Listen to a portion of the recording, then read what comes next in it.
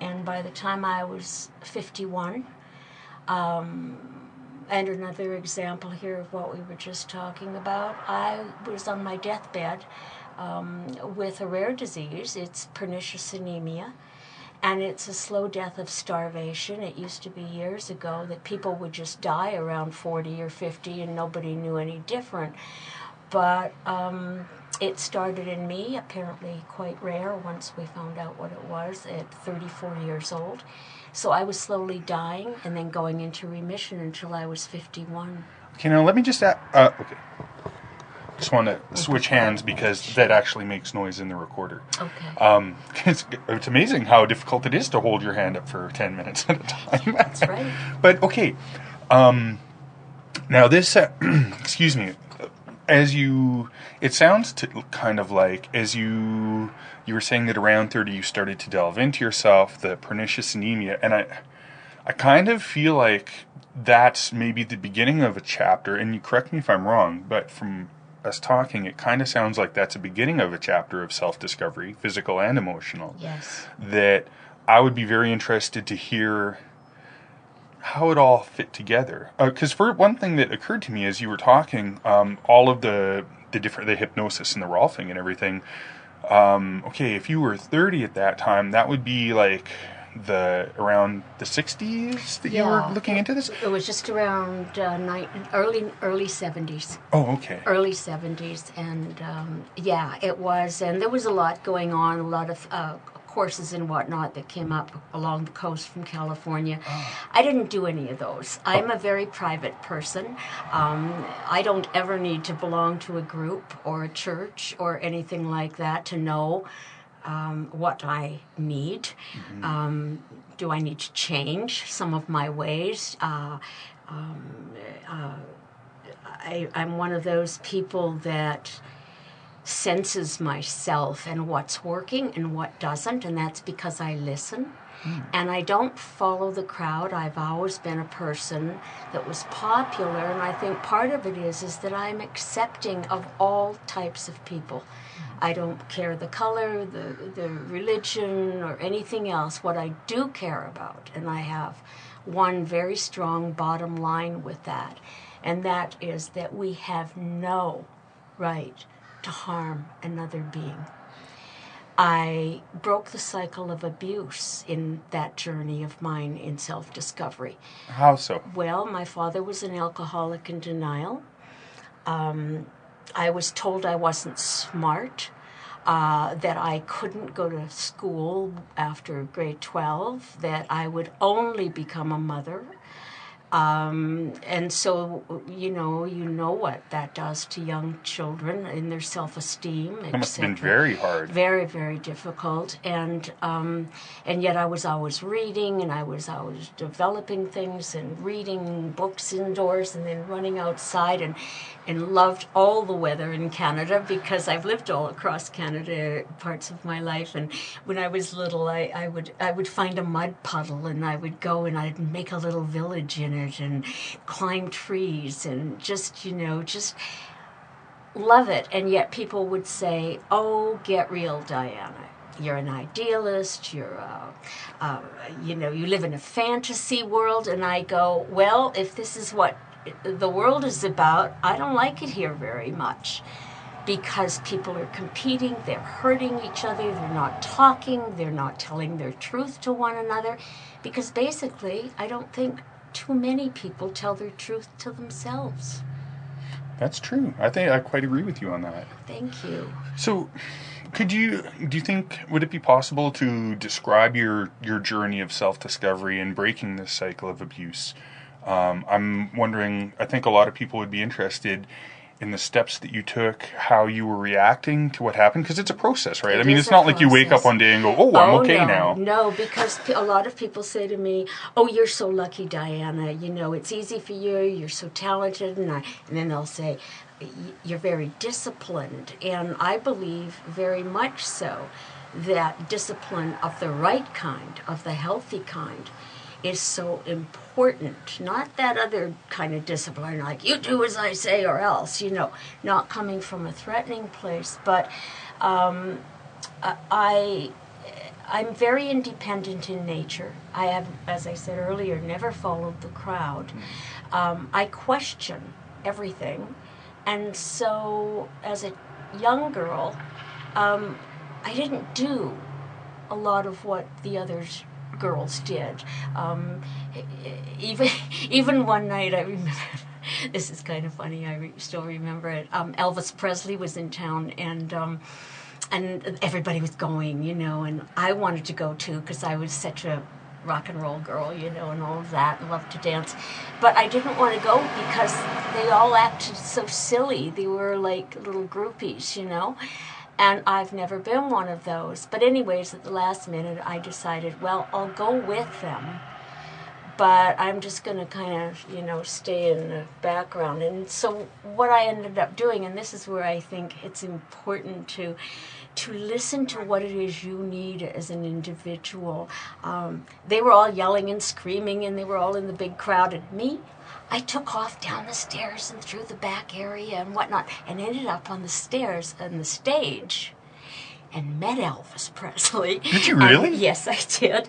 And met I forget now who he had as his 4 backups. And they also had a Cadillac on the stage and all that kind of stuff. And so it was really, I got what I needed. I didn't need to yell and scream and go nuts with everybody else. And that's just an example of how, when I listen to my needs, I try to follow them. However, going back to your... No, hang on. What was it like meeting Elvis? I mean, it was quick, but he shook my hand. And the other 4 were very fun and funny and handsome, and I was 13, I think, or something, somewhere in there. But it was that, you know, I wanted to meet somebody like that.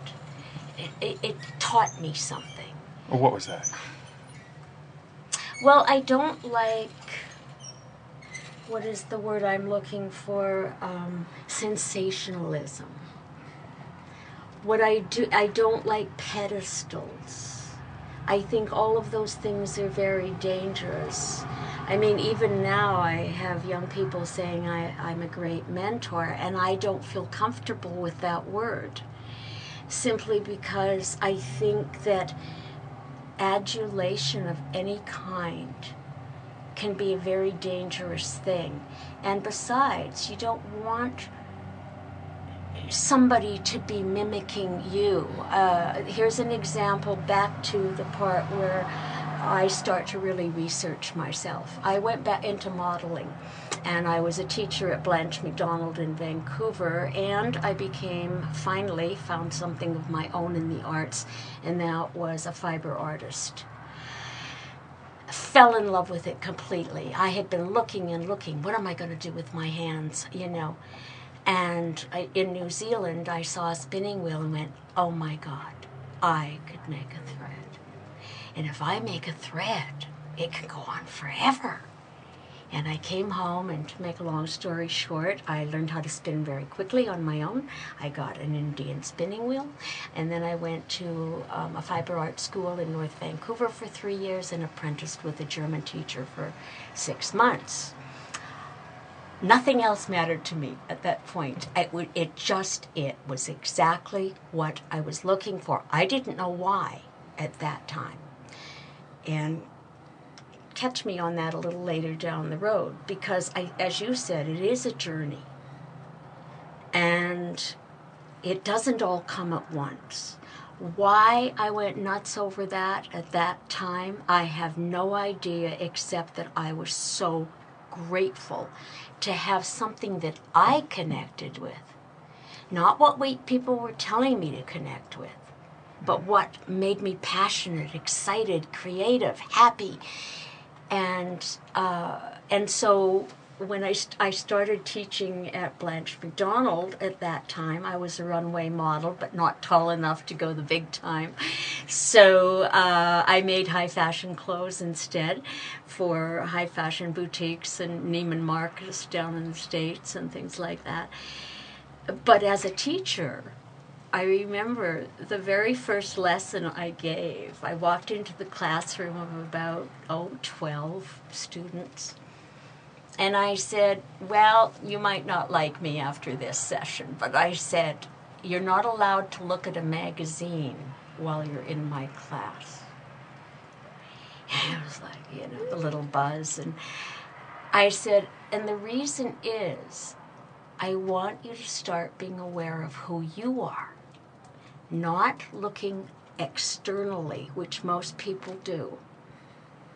And then they start emulating other people and the way they are, the way they dress, and all of this. I said, your homework for the first night is to go home and sit quietly with only yourself and feel yourself. And I taught them how to breathe and to relax into their relationship with themselves. And I said, I want you to come back in a week with 3 types of people you would like, you feel you would like to, or you are a part of. Not looking in a magazine, and at that time it was people like Twiggy and, from England and everything. I said, none of that. No. You've got something rare inside of you. And I said, that's what I want you to bring out on the runway. How did they react to that? They went nuts. They were so happy. I had more and more classes, and then they gave me the catwalk to teach, and Blanche MacDonald herself said, you're hired, girl. She said, because you make it all look like such fun. And it was, because when I got a retraining course, I was wondering what was bothering me about this, and it was that they were making every person that walked down the runway look the same. And then I started bringing in older women and men. Well, they were lined up the door, and this was like 40 years ago now, or what or something like that. My math isn't quick, but 30 and 40 years ago. And so I kind of set trends, but I've never ever followed them, other people's trends. I highly believe in the individual. And that whole idea needs to be brought out, I think. Here it is 30 or 40 years later, and people are still looking outside themselves for themselves. Mm-hmm. It isn't there. So this became very, very successful, and then they didn't want me to leave, and I decided I was going to move to the U.S. and become a serious painter at that time.